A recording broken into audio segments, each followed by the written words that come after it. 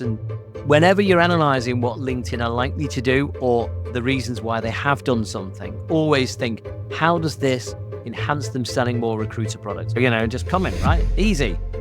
Well, anybody can write congratulations. Anybody can write great post, but none of that actually really helps you.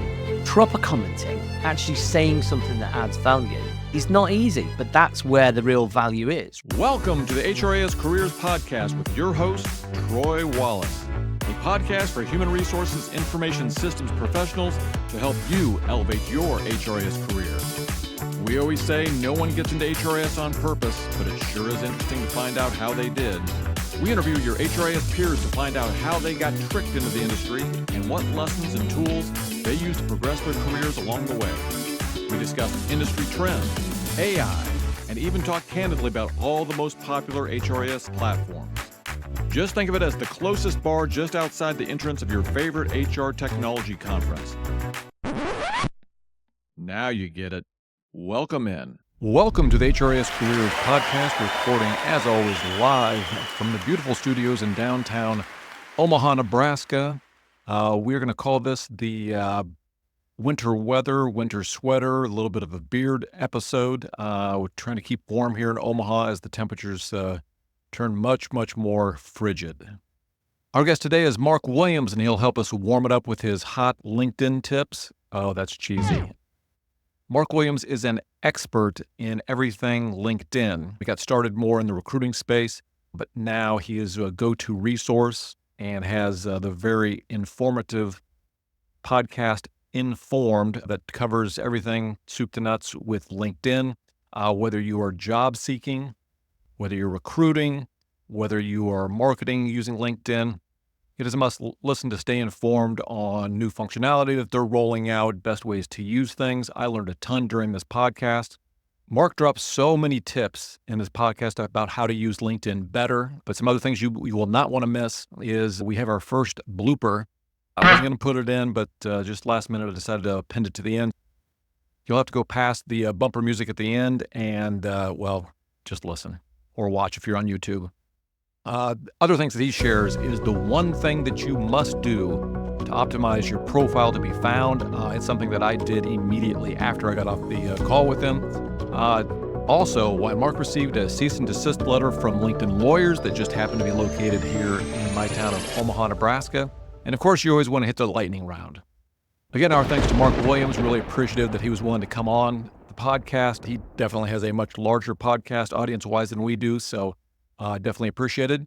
So without further ado, please enjoy this wide-ranging conversation with LinkedIn expert Mark Williams. Mark Williams, welcome to the HRIS Careers Podcast. We really appreciate you being here. We know you're finishing up your day in the United Kingdom. Definitely appreciate you taking the time. Real quickly, even though I just told you in the pre-interview that I wasn't going to speak very much, I listen to all kinds of entrepreneur podcasts. Well, I'm over podcasts, but I heard you on probably 2 or 3 different ones, and I started following you and your Informed podcast. And this may make you a little uncomfortable, but maybe once a week, your voice puts me to sleep. You know, Gold member, I don't think that's something one dude should say to another dude. Yeah, a little creepy.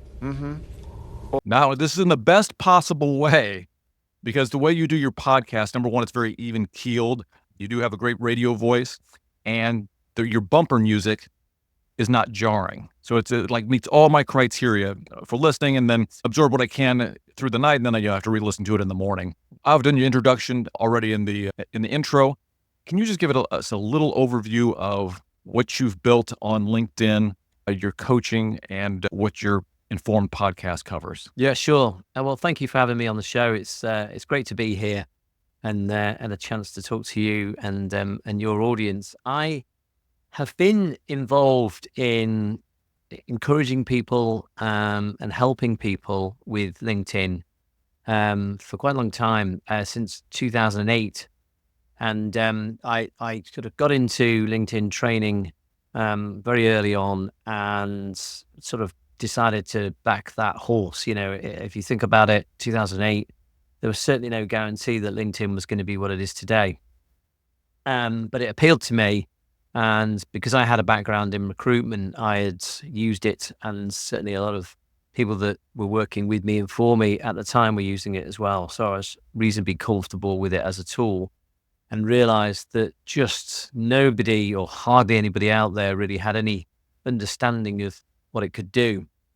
And there was a lot of fear, I think, really, which I could relate to because I had been running a business and had people working for me who were using LinkedIn, and I was very dubious as to whether that was a good use of their time.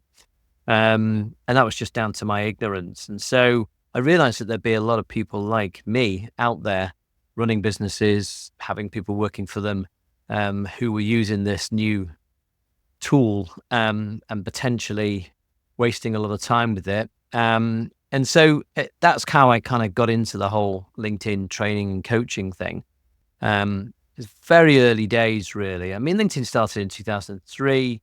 Certainly in this country, didn't really have any impact until about 2005. And then it was a fairly steady growth. By about 2007, it was starting to becoming something that I think more people were taking seriously. And as I say, I started in 2008. Obviously, a lot's changed since then, including what I do. When I first started, because I had a background in recruitment, most people that listen to my podcast, which started fairly early on, and not in 2008, but relatively early on, most people listen to my podcast and also came on my training courses, would be from a recruitment background or involved in recruitment in one way or another. And these days, very few. I would say, I don't know, as a rough guess, I would say max 30% of the people that I help with LinkedIn have got anything to do with recruitment. But that's the nature of the way LinkedIn has changed, and for the better. It's just much more widely used by people in all kinds of industries these days. Well, I want to put a pin in that real quickly because now I'm already curious about something. Yeah. So now that it's changed, do you have a feel for what are the other types of people that are signing up for your coaching? If it's not as much the recruitment, and obviously the recruitment speaks to us in the HR industry and HRIS, but where else are you finding people coming to get help? It's right across the board, actually. My first experience of non-recruitment use of LinkedIn was kind of still recruitment industry, in that there was a business development angle to LinkedIn.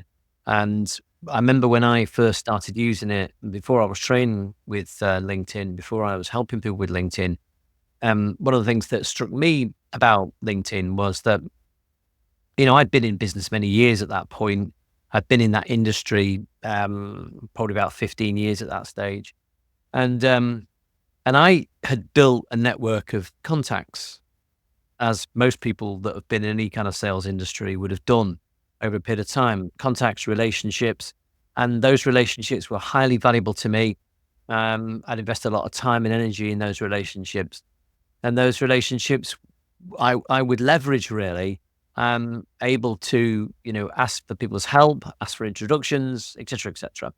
Nothing unusual about any of that. But when I was first introduced to LinkedIn as a recruiting tool, it struck me fairly early on that actually what we're really talking about here was a sort of a database of contacts, and being able to see your contacts, the people that you'd invested time building a relationship with, and seeing who they knew.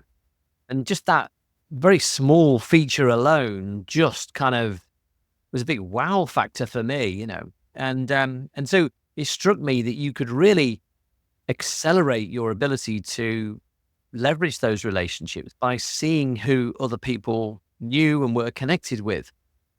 And of course, that then opens up all kinds of opportunities for businesses. So you've got this situation where you have a relationship, you can see that that person potentially knows lots of other people, and you can leverage that and ask them to introduce you. And that can help. Obviously, it can help from a recruitment point of view, but more importantly, it can help from a business growth point of view.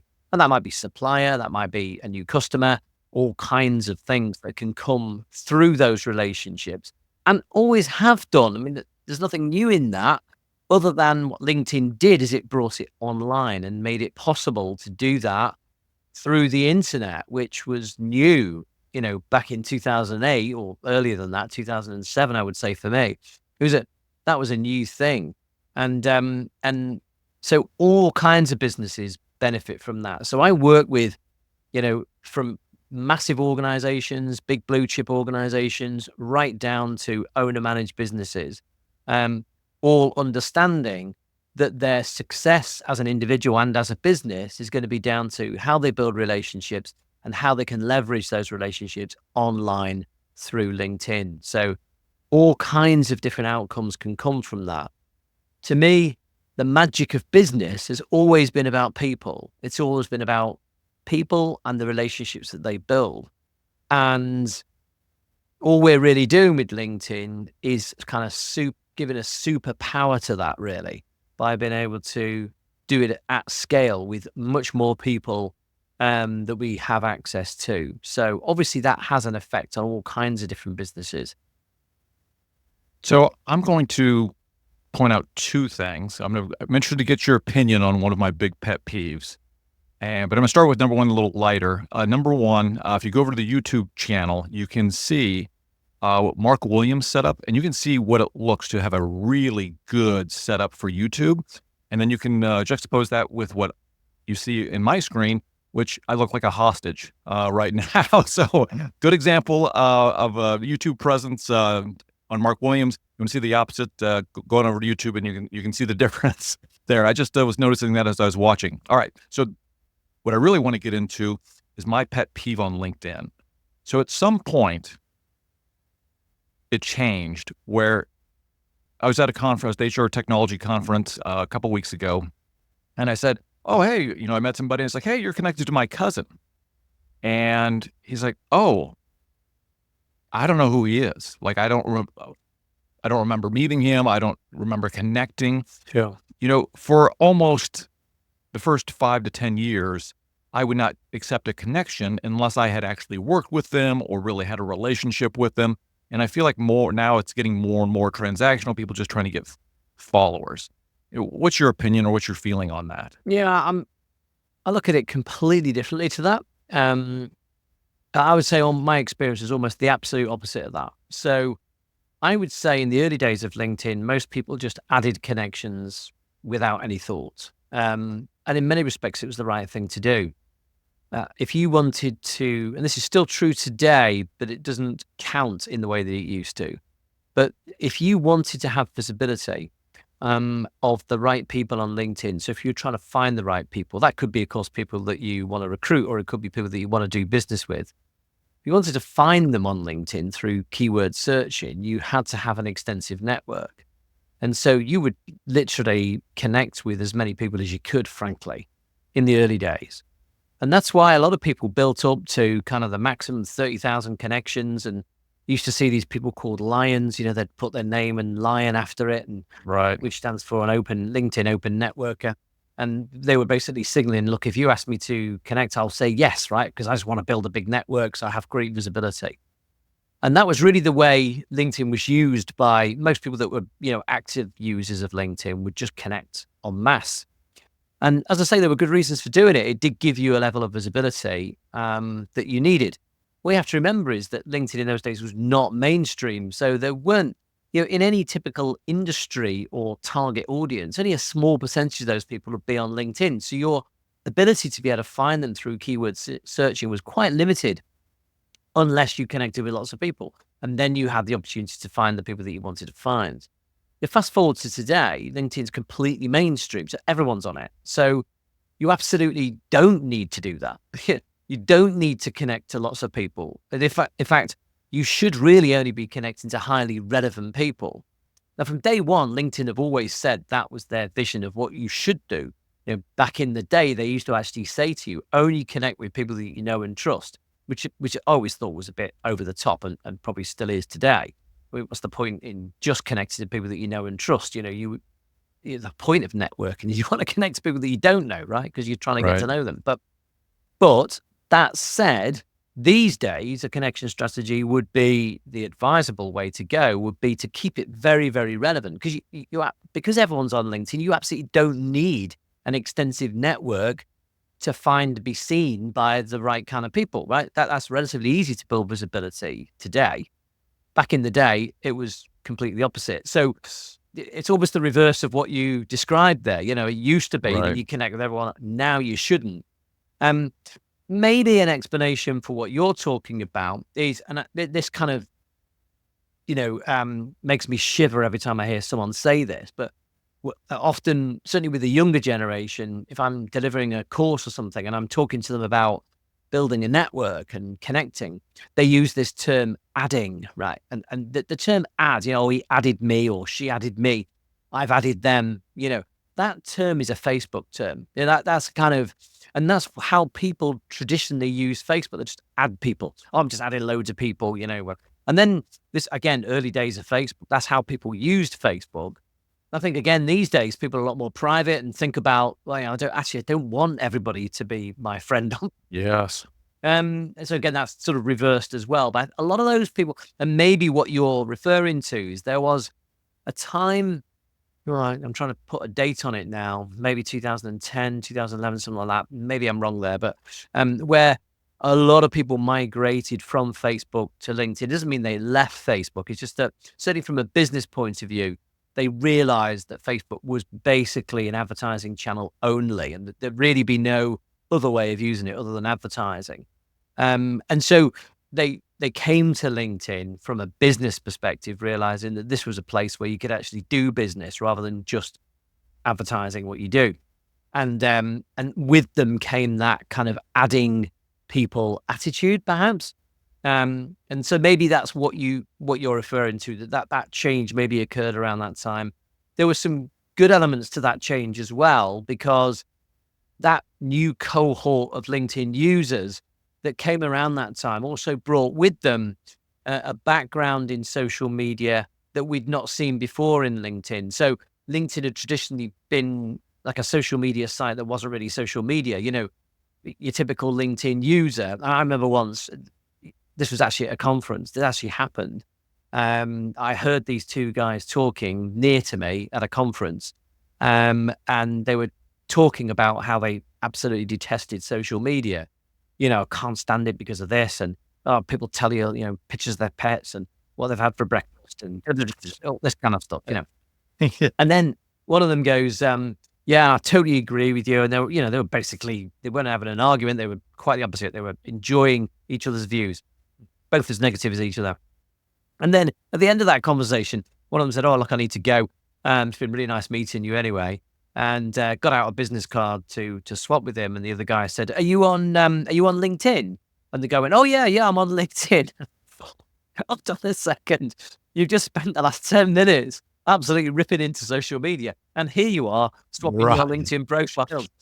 But then, after I paused for thought after that, I thought, but that actually sums it up. That was what LinkedIn was. Yeah, it was absolutely full of people that would go nowhere near social media, but absolutely would use LinkedIn. But this new cohort that came in from the likes of Facebook brought with them a sort of familiarity with social networking, and also better techniques in terms of content, in terms of engagement. And so the platform started to become more alive. Again, if you talk to people that were users of LinkedIn back in the day, 2005 to, I guess, 2010, that rough period, there wasn't a lot going on. Right. Very little engagement. Most of the posts were job ads, and there wasn't really much going on other than within groups. There wasn't really much engagement going on at all in those days. So, they did improve it as well, but perhaps brought that kind of adding culture to LinkedIn. Right. And, I think my issue was I always felt like it was a bit of a vetting where if I saw somebody who had a second-degree connection or something, I could feel pretty good that, oh, okay, this person is an all right person, or I could actually reach out to that person and say, hey, do you actually know this? Can you give me a little, background? Because I'm looking at them as a contractor. But then I think for me, when I knew LinkedIn was here to stay, is I do a lot of contract work. And when you kind of submit into some of these contracts now, it's almost required that you give them your LinkedIn profile. Yeah, sure. Yeah. And I've heard several strategies of people that use it as part of their filtering service. And if you don't have one, you can't play. Yeah. And so that is definitely one where I was like, oh, well, if LinkedIn was still an independent company, I would have bought stock at that point. You know? I mean, I take your point. You can't really judge someone by their network, either both size and relevance, because you don't know what kind of connection strategy they've had both now and in the past, right? So you don't know how they got to that point, and it may be that they're a long-term, like me. I mean, I think I've got, I don't know, I'm going to guess here, I'll have to check, but maybe 11,000 connections or 10,500 connections. I mean, I don't know anything like that number of people, and I'd rather it be less. But again, back in the day, that's what you did. You know, that was the only real way to get any success out of using LinkedIn, was to build a large network. These days, you don't need anything like that kind of number. Now, the introduction of followers did change that dynamic. So, you know, a distinct difference between a follower and a connection being that, you know, someone can follow you and they're not in your list of connections. They just follow you, which means that they have the opportunity to see your content and they have the opportunity to see your engagement, your activity. But that's where it ends, right? So they are more the traditional kind of what Twitter or X now is, you know, or used to be. Right. So you just choose to follow someone because I'm interested in what you got to say. Whereas LinkedIn traditionally was about connecting, and the connection was a follower. But then they introduced this idea that they don't have to be. So you could just follow, or you could connect and then unfollow, still retaining the connection, but not seeing their content, or choose just to see their content and engagement, but not actually be connected. When that changed, and I couldn't put a date on when that was, then LinkedIn became, I think, a lot better in being able to define the difference and say, look, I really only want to be connected to people that I have some level of relationship with. And I'd much rather be in that position than where I am now. But frankly, there's not enough hours in the day for me to reduce my connections to that level. Right. Yeah. But before that point, you needed the connections to be followers, right? So if you wanted to have influence, if you wanted to produce content that people would see and that it would, you know, gain engagement so that more people saw it, you had to have connections in order to achieve that. Whereas nowadays, you need a few connections in order to get that started, because of course a connection is forcing someone to be a follower in effect. Right. But beyond that point, if you start producing good content, then people will choose to follow you. So my aim was always to try and get to a position where I could double. So I had double the number of followers as connections. I'm well past that now. I think I'm about 24,000 followers, of which around about 10,500 are connections. Yeah. So not an exact number that, because as I say, there may be connections that have unfollowed me, right? But I would say that qualifies. You've made your goal. Yeah, no, absolutely. And I would say that once you get to a point where you're trying to gain influence and visibility, then that's what you want to be achieving. That's what you want to try to achieve. And of course, these days we can change our profile so that our primary button on the front of our profile is to follow rather than connect. So if you want to encourage followers rather than connections, that's where you should go. Because it all becomes very emotional, this, because, and that sounds a ridiculous word to use, but that's the only thing I can think of way of describing it. Because what happens is people go, oh, right, so you think that you're so good that you don't want to connect with me. You just want me to follow you, which is just, I can never understand that mindset. Like, Right.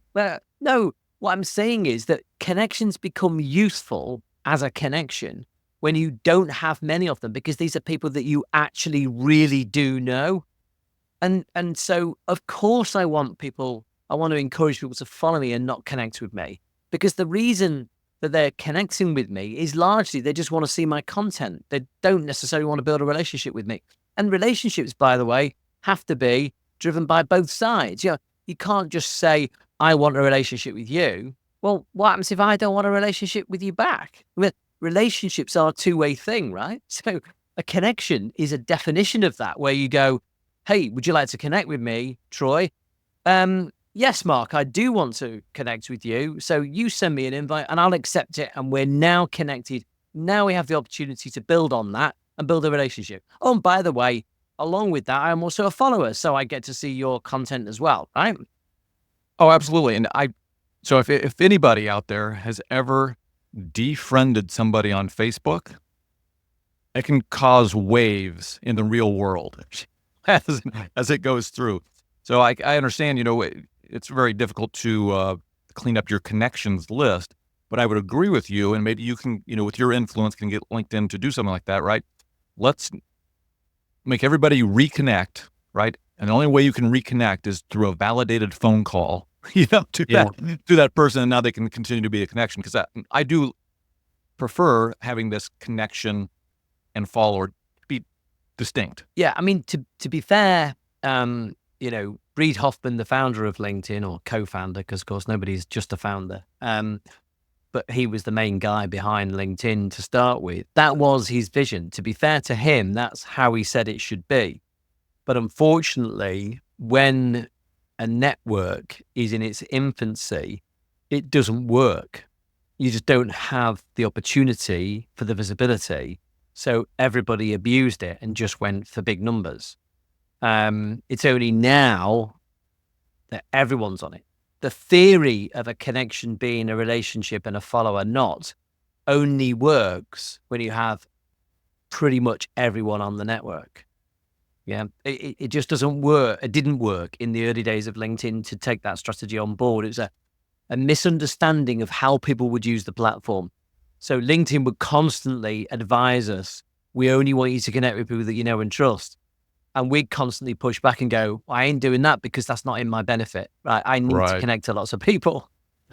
People will always do what they're incented to do. Yeah, so exactly. And the way the system worked meant that you got more out of LinkedIn if you connected to lots of people. That's definitely not true now, but it certainly was back in the day. I mean, it is a little bit true now.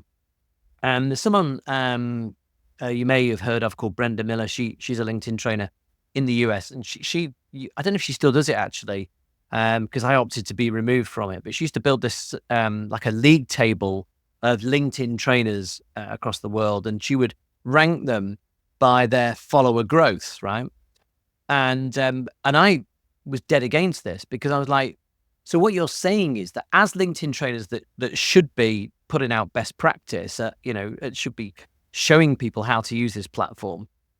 You're saying that follower growth is the definition of how influential you are, but you're not differentiating followers from connections in that regard. So what you're basically saying is if you want to get to the top of this league, just connect with anybody you can and get up to 30,000 connections and you got 30,000 followers, right? That's just wrong. That isn't the way LinkedIn should be used at all.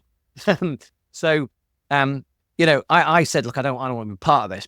No offense, but I just don't think that represents what it should be. If you wanted to define actual followers, the people that just follow you, then that is influence. But number of people that you know, as in connections, that's not. That just because you know more people doesn't make you more influential. But because you're followed by more people, it does make you more influential. All right. Well, let's get a little more specific. So HRIS Careers, we're all trying to progress our careers. So I'm going to give you a scenario and we'll see where this goes. So in our industry, people go from usually an analyst to maybe a manager to a director to a vice presidential level. So I'll give you my experience. Now I know LinkedIn groups are not as popular, not as used anymore, but for a while there was a in my sub niche of what's Taleo, or its applicant tracking system, there was a pretty good group for a while. It was interactive. And I used to find contractors off of that group if they were providing a lot of value. I would see what they were doing. They were interacting. They had good ideas. And I would reach out and say, hey, I've got this project. Do you want to help me out on it? And, it was great. Okay. Let's talk about a scenario of today. Okay. Where you're an HRIS analyst. You want to prep yourself and make yourself visible on LinkedIn to try and find that next company that's looking for that next level job as a HRIS manager or director or VP. let's talk about like the 3 things that are really important on your LinkedIn profile or creating content that can maybe surface you to the top or make you visible in your industry. Yeah. So visibility on LinkedIn is very influenced by activity. Okay. And so profile is important, and I'll come back to profile in a second, but never underestimate the importance of being active. And there are levels of activity. So being active, you could argue, is going in and checking your inbox, right? That doesn't really count so much. If you check your inbox and you reply to messages, that does have more of an impact on your visibility. But even more impact than that is actually engaging with your feed or searching for content and engaging with content. Oh, Right? okay. Ideally commenting, right? Now, you mentioned earlier about the way groups used to work and that you used to find people because they were contributing and adding value in discussions in groups. But the point is that still happens today, just doesn't happen so much in groups.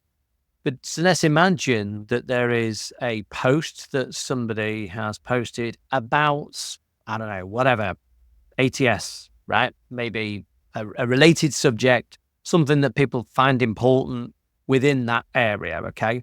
I don't know enough about it to give a specific subject there, but you can imagine someone does a post about that. Someone is looking for posts like that by searching, keyword searching, not forget hashtags, don't really work on LinkedIn very well. But if you just search by keyword, Right. if you just go applicant tracking as a key phrase, as an example, search for posts about that, you will find people who are posting about subjects that allows you the opportunity to contribute. And that's how you build your visibility. So you don't have to be in a group that is all about ATS. You need to be following people for sure, but also searching for and finding content around subjects that you know are important to your target audience, and then contributing to the thread of what is being discussed. Okay. That is the most powerful thing you can do to raise your profile. Obviously, behind that, you do need a good profile. People will search as well. And 2 things I would say in terms of search, well, 3 things really. Obviously, you want your profile to be optimized because when people search on LinkedIn, they will search on keywords. 2 most important fields for keywords in your LinkedIn profile are your job title, current job title, and headline. And of course, those 2 things are the same for the vast majority of profiles, but don't have to be. Of course, we can change our headline. And so if you think that, you got 220 characters in a headline and 100 characters in a job title, you've got 320 characters there of keyword rich fields that you can work with in order to make sure your profile is fully optimized for search. I mean, keywords will be elsewhere within your profile, I know, but they're the most important bits to get right in terms of that. I would also say, and I'm almost kind of hesitating saying this, but because I think this is one of the worst design features on LinkedIn, but you can't really ignore the services function of LinkedIn because there is the potential that it actually becomes quite good. In theory, it should be quite good. LinkedIn have said themselves that it's becoming more popular. There's been a 65% increase in service requests over the last year. Certainly, if that's based on my experience, the vast majority of them are completely irrelevant. But there is that possibility. So services doesn't cost you anything. Obviously, if you have a premium account, it looks a little bit better in your profile. But anybody can create a services page, listing what you do, create good information there. If you've got a premium account, you can add videos and all kinds of stuff in there as well to make that page a little bit more attractive. And then people in time may start to understand that they can use, instead of just doing a keyword search, they can actually do a services search. So it's rather than a people search, it's a services search, and find you that way.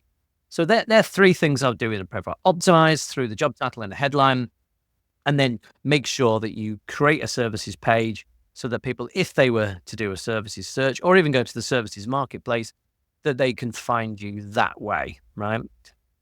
Those things are important, but to me, if you gave me a choice between someone who had a fantastic profile and wasn't really active on LinkedIn, which I would say there's a lot of people like that, versus someone who has an okay profile, it's not great, but was hugely active on LinkedIn, engaging on a daily basis. Which one of those would be more successful? Which one would I pick? The second one all day long. I mean, no comparison, right? I mean, obviously you want both, right? Great profile, high level of activity, bang, that's what you want. But if I had to pick between the two, I'd pick the active one rather than the one with the great profile. So the visibility piece. So is it the act of going and commenting and on different posts and LinkedIn understands that you're actually searching for that content? When we say visibility, does that mean that you may come up earlier or higher in a search? Or does that mean that you're getting visibility because people are seeing you comment and they're seeing that like, oh, this guy, is around and he's saying really good things and I'm getting value out of what he's saying? Yeah, so it does affect search as well. But no, my main point is not so much the search angle to it. It's more the visibility that you achieve through engagement. And that's not so much about people seeing you in the thread, although that obviously can be impactful. But it's also about the fact that those people that are following you are regularly reminded of your existence and start to learn more about you by seeing what you've done, by seeing what your comments are on other people's posts. But also then in turn, when you post, and more of the right people will see your content. Okay. So you can be quite strategic about who you engage with, so that then what happens is that when you post, those people are more likely to see your content. There's LinkedIn, the algorithm is constantly trying to work out, its job really is to keep us on the page, isn't it? So really it's just trying to work out all the time, what do you want to see? What can I put in front of you that's going to really get your interest? So relevance, as they call it, this element of relevance. What is the relevance between Troy and Mark? Does Mark want to see Troy's content in his feed? How do we determine that? Is Troy posting about the kind of content that Mark typically tends to engage with? Well, that's a good sign. Okay. And are they connected? Well, that's a good sign as well. Have they swapped DMs? Yeah, yes, they have as well. All right, crikey. We probably ought to make sure that when Troy posts next, Mark does see it. And if Mark then subsequently engages with Troy's content, well, then we're definitely going to show more of it, right? So there's a number of things that you can do to try and influence the direction of travel of your content through the engagement that you have with other people's content. So you can search for content, and by finding the right kind of posts on the right type of subjects that are topics that are of interest to your target audience, the people that you want to be visible to, when you comment on those posts, it has three impacts, but let's talk about the first two. One is those people that already follow you will potentially see that in their feed, especially if the topic of that post is something they've demonstrated interest in the past, right? So they're more likely to see that post in their feed because you commented on it. And when they see the post and just your comment underneath it, right? That's the way it's demonstrated to them on your page. So they see the post, they go, oh, that's interesting. They then see, oh, Mark Williams has commented on that, and this is what Mark's got to say. Oh, that's interesting. I don't know Mark that well, but I'm starting to understand him better, right? I see where he's coming from. And so that's one clear impact of commenting on that stuff. Of course, the other thing is that there are other people involved in that thread that aren't following you, that aren't connected to you at all, but are potentially of interest to you. Now, they're interested in the same topic, and they're maybe following the person that did the post, and they comment on it maybe. And if they comment on it or even like it, and you subsequently comment on it, they're notified about that. So they go, well, who's this Mark Williams chap? And they may be looking through the comment thread and see what you've got to say and go, oh, he looks interesting, actually. I'm going to follow him. And they may look at your recent content and go, actually, this person looks like they're worth following. So again, that's the second impact of that. And of course, I am that person. Like, I bet you half the people I follow, I have found through looking at a comment in an article and going down the rabbit hole, like, oh, that guy's interesting, or that person's interesting. And there I go. Yeah, exactly. And so that then leads to this situation where you're gaining more followers through being more active. And of course, those people then, now that they've become a follower, they then fall into that first category of people that might see your content and see content that you have engaged with, right? So again, that then builds and builds and builds. Because the third reason is that by commenting on someone's post, they're more likely to see your content, especially if they reply to your comment, right? So again, if they're a follower, assuming that you're connected, so the following goes both directions, then if you comment on their post and they reply to that comment, and then when you post, they're more likely to see your content as well. So, and all of this, this is all sort of stuff that you're doing to influence the algorithm to give yourself better visibility. But let's not also forget that in all of this, you're building relationships. You're building relationships with those people that follow you because they're learning more about you and understanding more about where you're coming from. You're building relationships with the person that's posted because you're actually engaging with them.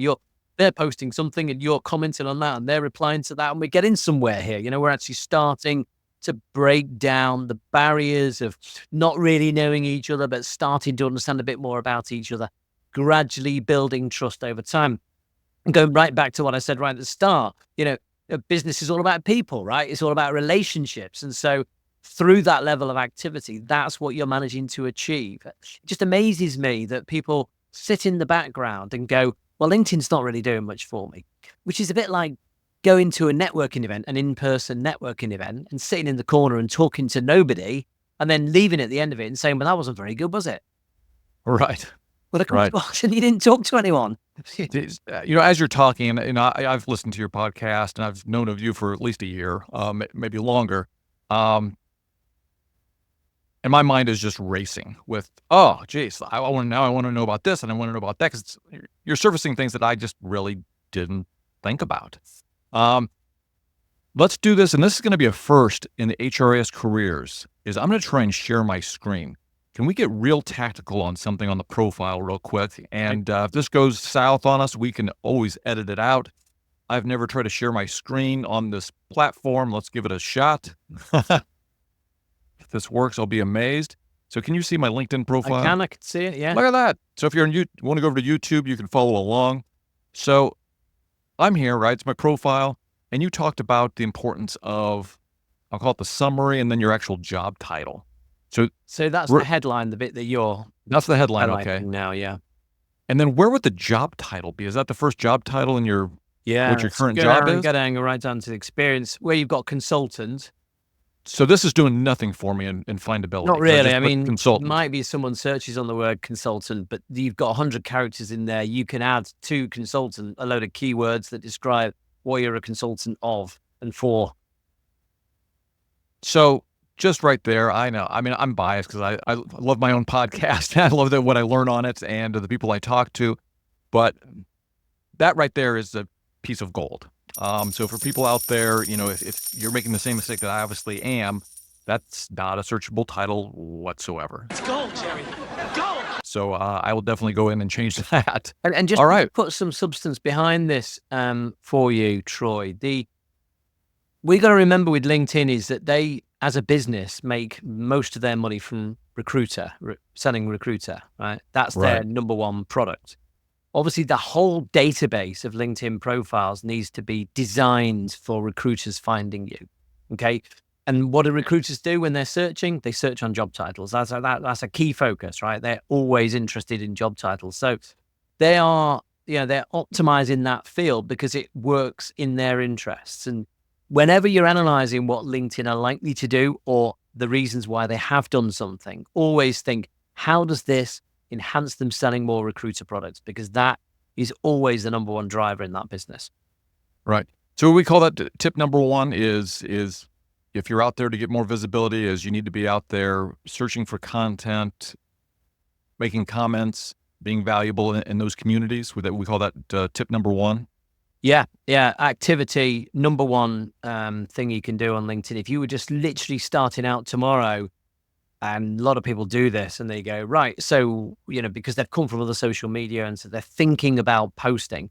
I always say, don't think about posting to start with, think about commenting. Comments, a good comment is a form of content, right? Think about what you can do to comment on other people's content. And that's not easy, by the way. Again, we just say that like, oh, there you go, just comment, right? Easy.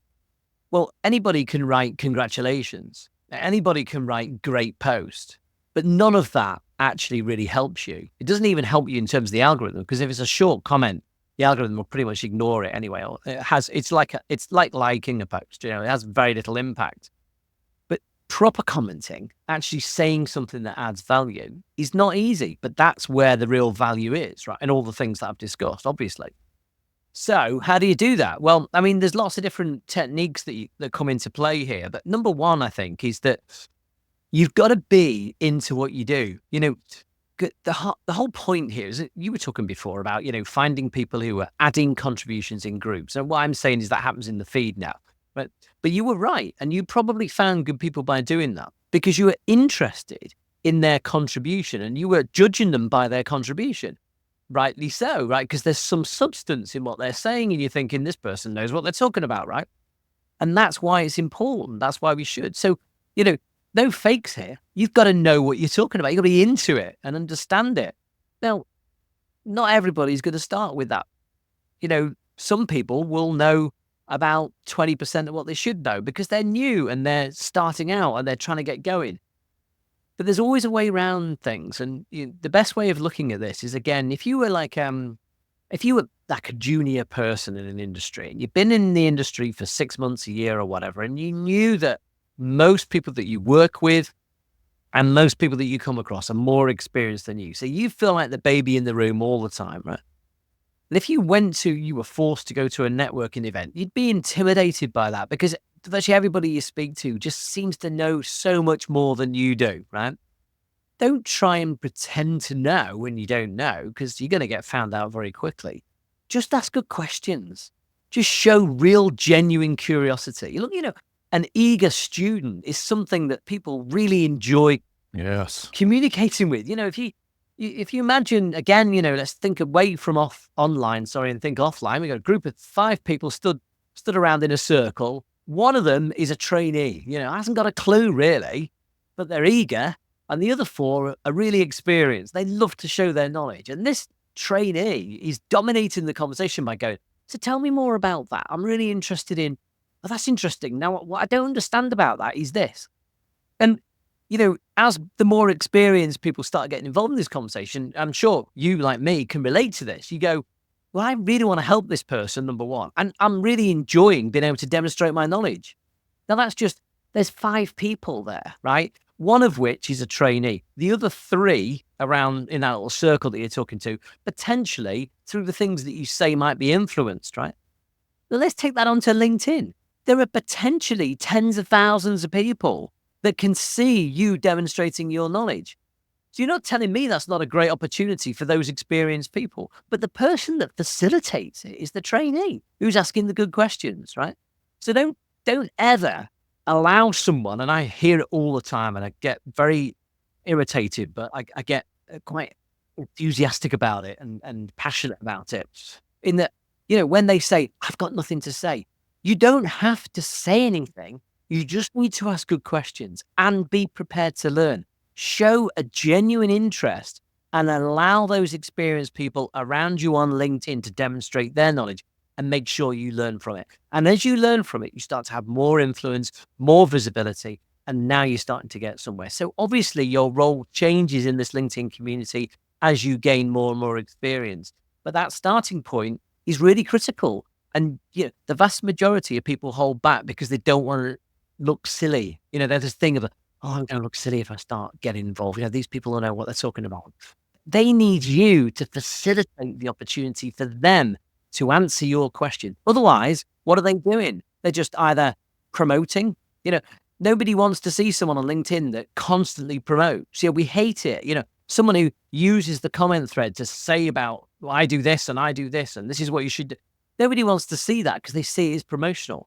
But if someone says, I don't understand this, can you explain this a bit more? Oh, yeah, sure.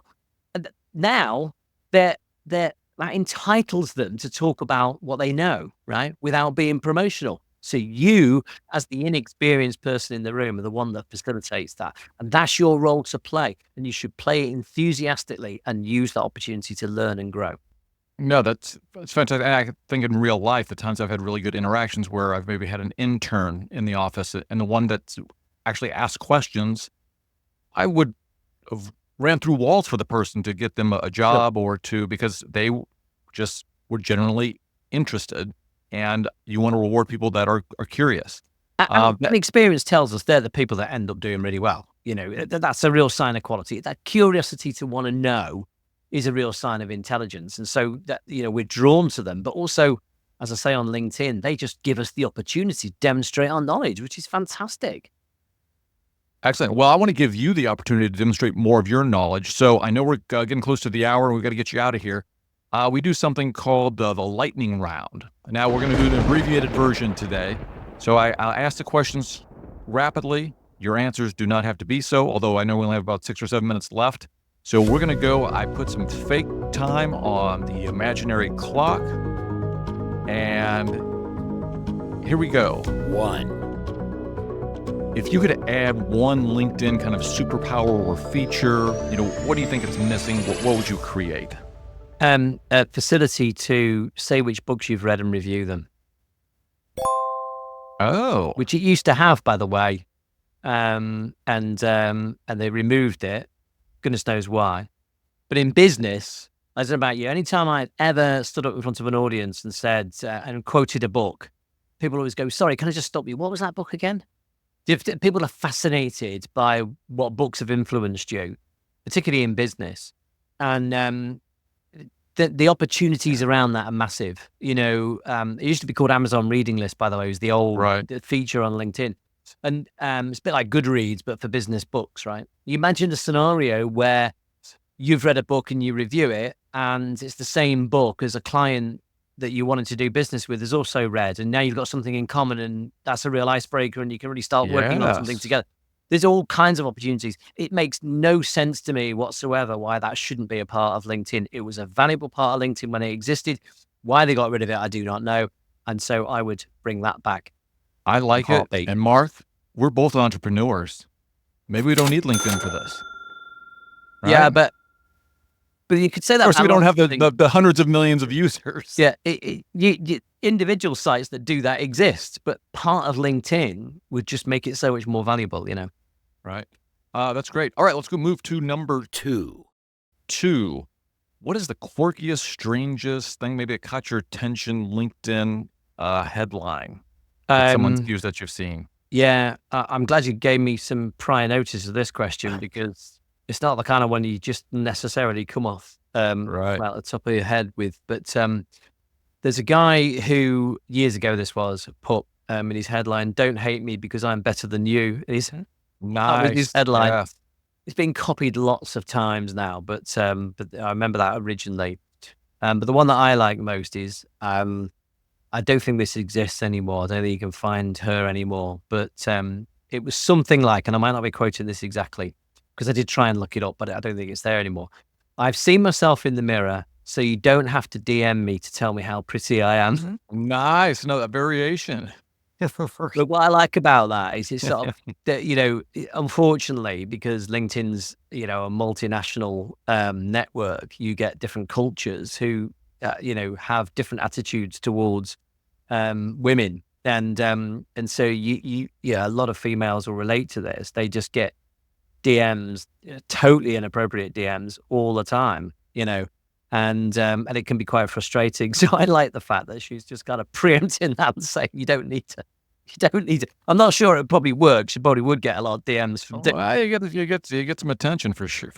Yeah, all right, let's move on to number 3. This was a late add to the list, so you may have not seen it. 3. Would you take £1 million right now to never use LinkedIn again? Yes. You would. Yeah, but see, I'm at a stage in my career where, I'm towards the end of my career, so that would suit me just fine, actually. I'd be quite happy with that. Well, so I was all prepared to sweeten the pot with a 3% share in the Liverpool Soccer Club, but I didn't have to make the second offer.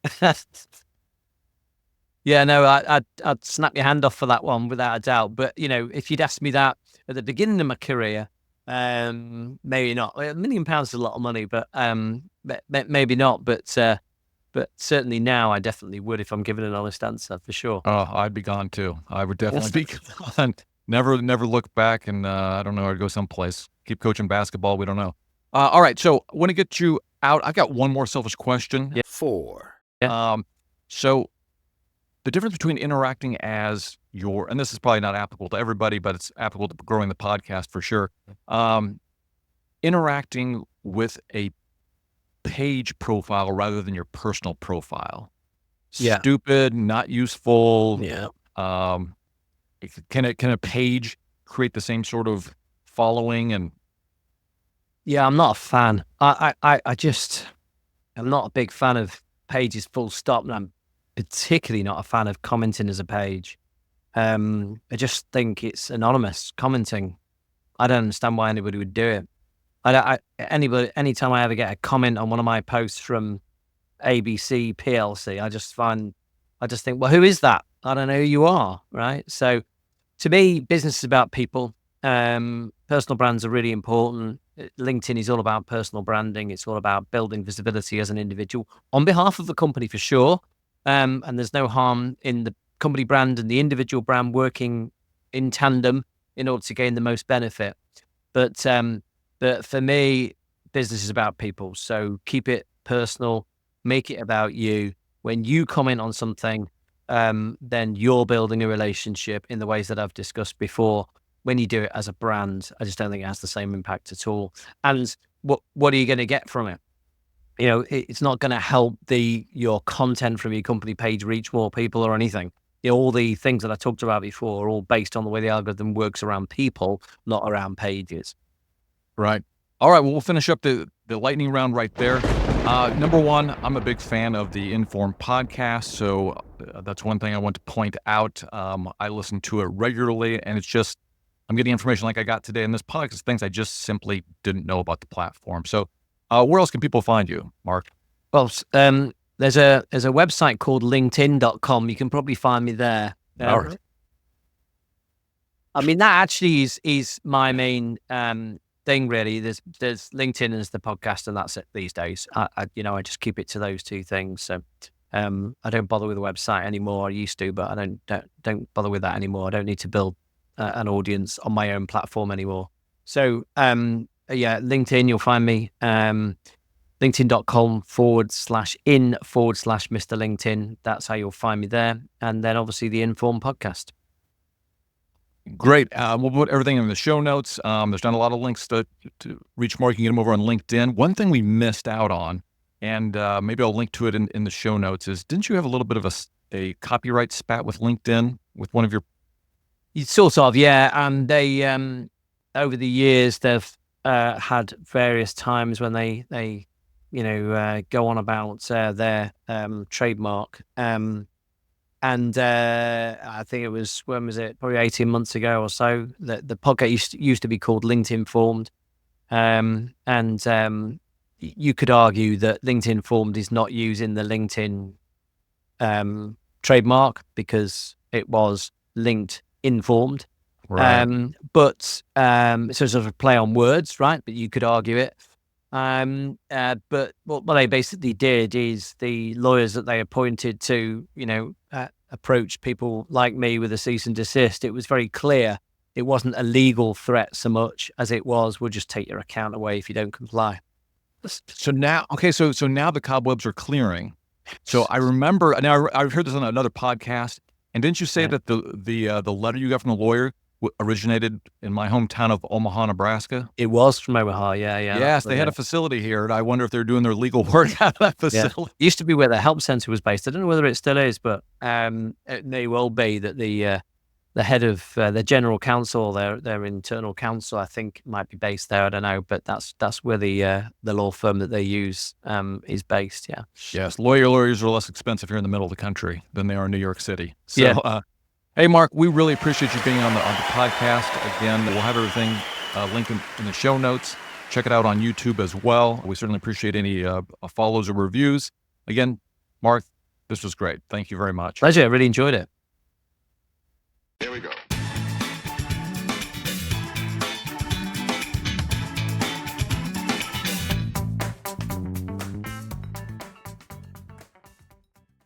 Let's talk about we'll